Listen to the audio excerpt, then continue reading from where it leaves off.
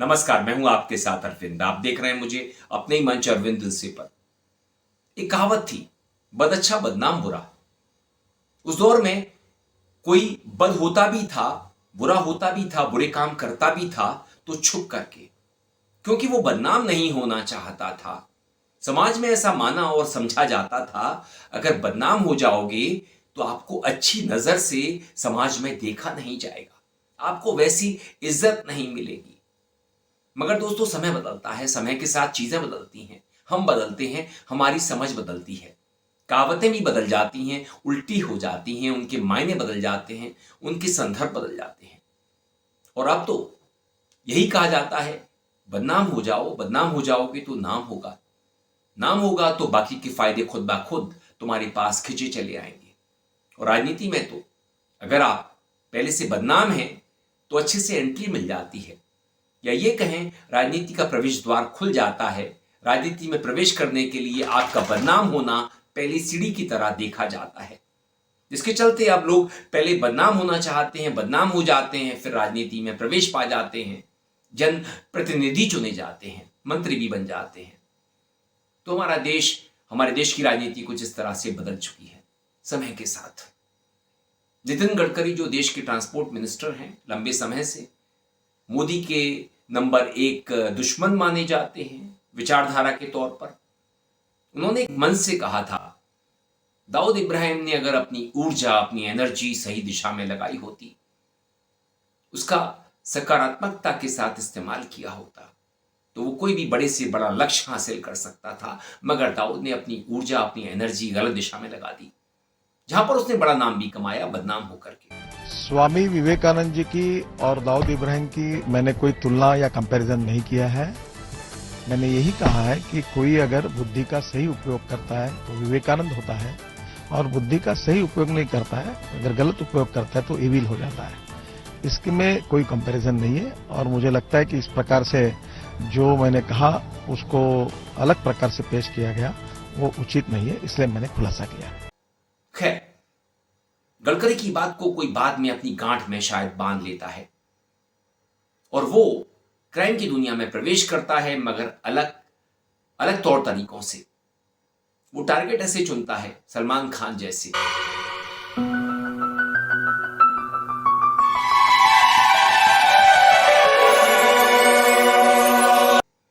और अपने टारगेट को जोड़ता है अपने समाज से, विश्नोई समाज से। लॉरेंस विश्नोई पैदा हो जाता है और कहता है, मुझे सलमान खान को मारना है। आपकी तो जब हम करेंगे तो पता लग ही जाएगा। सलमान खान का करेंगे, मारेंगे, यही जोधपुर में मारेंगे तो पता लग जाएगा इनको। अभी तो मैंने कुछ किया ही नहीं, अभी नहीं, मतलब कोई इन्वॉल्व कर। सिद्धू मूसेवाला की हत्या हो जाती है, आरोप लगता है लॉरेंस बिश्नोई पर। इंक्वायरी नंबर वाले ते फोन करके सिस्टम करके भी हाँ ਅਸੀਂ ਐਂ कर देंगे, क्या कर दोगे ਤੁਸੀਂ लोग के थोड़ी रहने किसी। सलमान खान, जिन्होंने फिल्म हम साथ साथ हैं की शूटिंग के दौरान राजस्थान में कथित तौर पर एक हिरन की हत्या की थी, और विश्नोई समाज में हिरनों की हत्या को एक बड़ा अपराध माना जाता है। वहां पर अगर हिरनी अपने बच्चे को प्रसव कराने के दौरान मर जाती है, उसकी मौत हो जाती है, तो विश्नोई समाज की महिलाएं ऐसे छोटे बच्चों को, हिरनों के बच्चों को अपना स्तनपान तक कराती हैं। आप समझ सकते हैं कि वहां पर हिरनों से कितना प्रेम है विश्नोई समाज को राजस्थान में। तो लॉरेंस बिश्नोई तय कर लेता है कि मुझे सलमान खान को मारना है, और इसलिए मारना है क्योंकि सलमान ने अपनी फिल्म की शूटिंग के दौरान रात को एक हिरन की हत्या की थी। मगर उसके इरादे कुछ और होते हैं। उस पर ड्रग तस्करी के आरोप लगते हैं। वो साबरमती जेल पहुंच जाता है, अहमदाबाद की साबरमती जेल। और अब जो खबर आई है कि उसके पास 700 गुर्गे हैं, 700 शूटर हैं देश में। ये कच्ची संख्या है, पक्की नहीं है। तो लॉरेंस बिश्नोई एक बड़ा गैंगस्टर बन चुका है। सलमान खान के लिए एक बार फिर से धमकी भरा मैसेज मिला है। मुंबई ट्रैफिक कंट्रोल रूम के व्हाट्सएप नंबर पर ये मैसेज भेजा है और मैसेज करने वाले ने खुद को लॉरेंस गैंग का करीबी बताया है। साथ ही ये लिखा है कि दुश्मनी खत्म कराने के लिए 5 करोड़ दें। पैसे देने पर सलमान और लॉरेंस में सुलह कराने का दावा इस मैसेज में किया गया है और पैसे ना देने पर बाबा सिद्दीकी से बुरा हाल करने की धमकी भी दी गई है।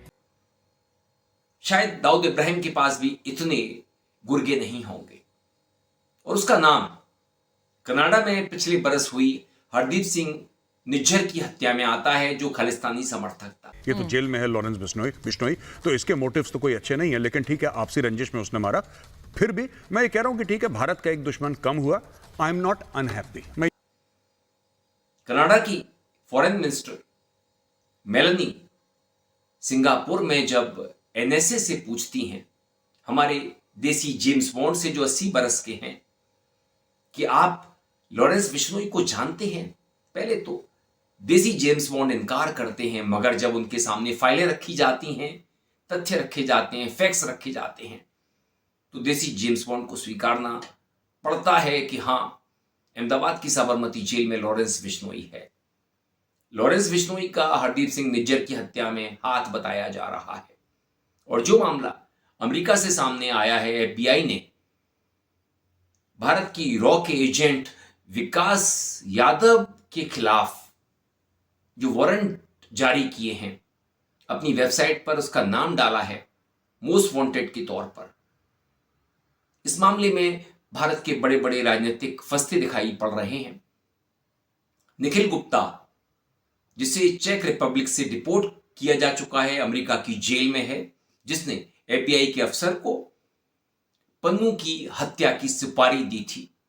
यह सब कुछ वीडियो में रिकॉर्ड हो जाता है।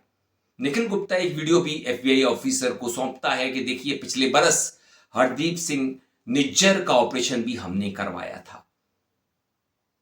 मामला बढ़ जाता है और अदालत पहुंच जाता है। वहां पर अदालत से हमारे देश के देसी जेम्स बॉन्ड के विरुद्ध एक सम्मन जारी हो जाता है। प्रधानमंत्री फिलहाल में जब अमेरिका जाते हैं तो अपने साथ अपने जेम्स बॉन्ड को साथ नहीं ले जाते, क्योंकि उन्हें डर लगता है कहीं वहां पर अपने जेम्स बॉन्ड को धर नहीं लिया जाए। तो मामला बढ़ चुका है।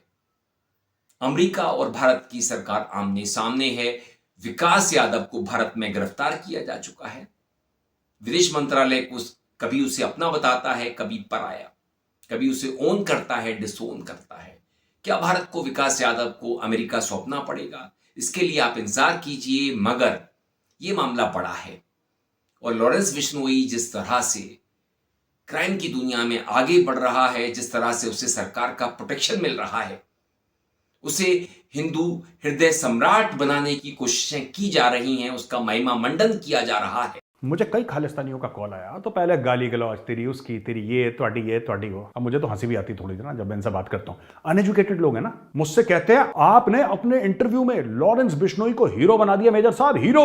अगर खालिस्तानी किसी से डरते हैं तो लॉरेंस बिश्नोई से डरते हैं। इनकी टांगें कांपती हैं लॉरेंस बिश्नोई से, क्योंकि इनको पता है कि लॉरेंस बिश्नोई के जो शूटर हैं ये हर जगह हैं, सिर्फ भारत में नहीं है। इसके शूटर कनाडा में है, जहां जहां खालिस्तानी है वहां वहां इसके शूटर हैं, बड़े लॉयल हैं।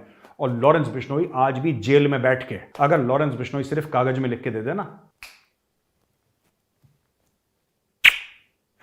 आई लव यू टू, समझ रहे हो? लॉरेंस बिश्नोई देखो, उसने क्राइम करा, वो जेल में है। वो जेल में क्यों है लॉरेंस बिश्नोई? क्योंकि कोर्ट ने बोला जेल में जाएगा। उसने गलत काम करा, जेल में जाएगा। मैं सिर्फ एक चीज जानता हूं कि लॉरेंस बिश्नोई से खालिस्तानियों का गला सूख जाता है, बस। और मुझे ऐसा लगता है कि खालिस्तानियों को लॉरेंस बिश्नोई नाम के टैबलेट की आवश्यकता है, बहुत जरूरी और बहुत जल्दी से जल्दी। इनको चाहिए लॉरेंस बिश्नोई नाम की टैबलेट। ऐसा हमने पहले नहीं देखा। तो क्या नितिन गडकरी ने एक दौर में अपने मंच से कहा था कि दाऊद इब्राहिम अपनी ऊर्जा को, अपनी एनर्जी को सही दिशा में लगाता तो कोई भी बड़े से बड़ा लक्ष्य हासिल कर सकता था। मोदी के दौर में उस बात के मायने बदल गए और लॉरेंस बिश्नोई ने इस बात को समझ लिया कि मैं क्राइम की दुनिया में तो बना रहूंगा, बड़ा नाम भी कमाऊंगा, बदनाम भी होऊंगा, मगर सरकार का साथ लेकर के मुझे हिंदू हृदय सम्राट कहा जाएगा योगी के बाद। दोस्तों वीडियो पसंद आए तो आप इसे लाइक कीजिए, दोस्तों साथियों में खूब शेयर कीजिए, चैनल को सब्सक्राइब भी कर दीजिए, बेल आइकन का घंटी जैसा बटन जरूर दबाइए जिससे कि आने वाले वीडियो की आपको नोटिफिकेशन मिल सके।